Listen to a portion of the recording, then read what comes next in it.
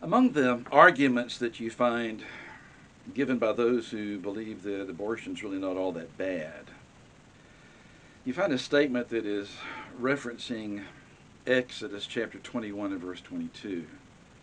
I want to talk about that in the time we have together. I'm reading from the New King James, verse 22 down through verse 25.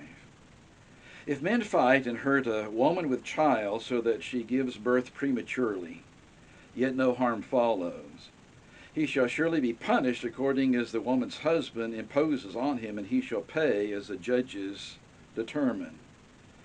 But if any harm follows, then you shall give life for life, eye for eye, tooth for tooth, hand for hand, foot for foot. You get the gist of it. The emphasis is upon the kind of justice and that needs to be meted out in judgment. But the phrase in verse 22, gives birth prematurely, it's not the only way that particular passage is translated. In the English Standard Version, which again is a fairly recent translation, they translate it this way, so that her children come out. If you look at some other things, like going back to the Revised Standard Version of over a half century ago, so that there is a miscarriage. Today's English version, so that she loses her child. The Message by Eugene Peterson, which is more of a paraphrase than a translation, but it's been quite popular, unfortunately. Eugene Peterson translates it, paraphrases it this way, so that she miscarries. The New American Standard, which typically is an accurate, very accurate translation, so that she has a miscarriage. The American Standard, so that her fruit depart. The publication of the Old Testament from the Jewish Bible Society, so that her fruit depart. The Older King James, so that her fruit depart. Why the difference? The word that is translated premature birth, or their children come out, is a Hebrew word that's found 90 times in the Old Testament. There's no place other than this verse where anybody translates it as a miscarriage. No place. In fact, it's a word that actually means something that leaves, something that departs. And it's used in that area, in that way, more often than talking about childbirth. But where it does talk about childbirth, in those other places, never ever is the concept of miscarriage involved. Now, there is a Hebrew word that does mean that, but it's not the one that's used here. We need to go to the book of Job. And in Job chapter 3, you find a different word. And what is stated here is translated this way in the New King James. Why was I not hidden like a stillborn child, like infants who never saw light? In fact, this particular Hebrew word is only found 3 times in the Old Testament. Stillborn is the way it's translated here. Or in Psalm chapter 58, you find another example of that.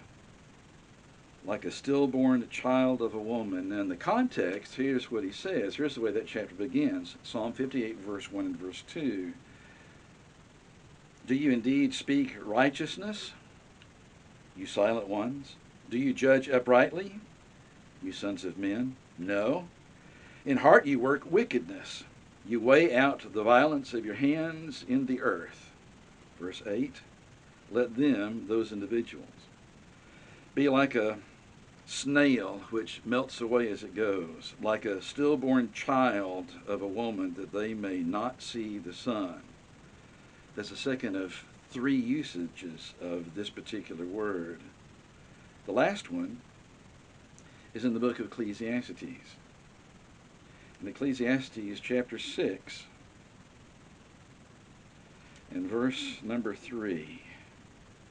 If a man begets 100 children and lives many years, so that the days of his years are many, but his soul is not satisfied with goodness, or indeed he has no burial, I say that a stillborn child is better than he. Now, if the statement in Exodus chapter 21 meant stillborn, wouldn't they have used the Hebrew word? So when someone says, well, in Exodus, it's obvious that that a fetus is not nearly as valuable as a live child, because miscarriage is a word that is used in a translation that I have actually been reading. I need to do my homework. I need to take a look at other translations. That's why it's a great benefit to have several English translations side by side, because when something like this arises, it means I need to dig a little bit deeper. Next time you hear somebody say, well, you know, if there was a fight that broke out and a pregnant woman actually miscarried her child, it was just a fine that was imposed. That's not what the verse says. In fact, it says, yet no harm follows, and it doesn't designate in the Hebrew whether that harm is for the baby or the mother. It actually includes both. But because of that accident, because of that injury, there's still a fine that's imposed, even though the life of both is something that's implied. It's appalling when people pick and choose. It's appalling when people actually don't look at context. It's a shame when people don't actually dig into in a deeper way. Context, words, linguistic usage.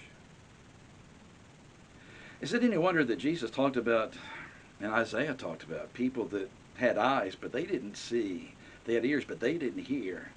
There are people that believe in God's Word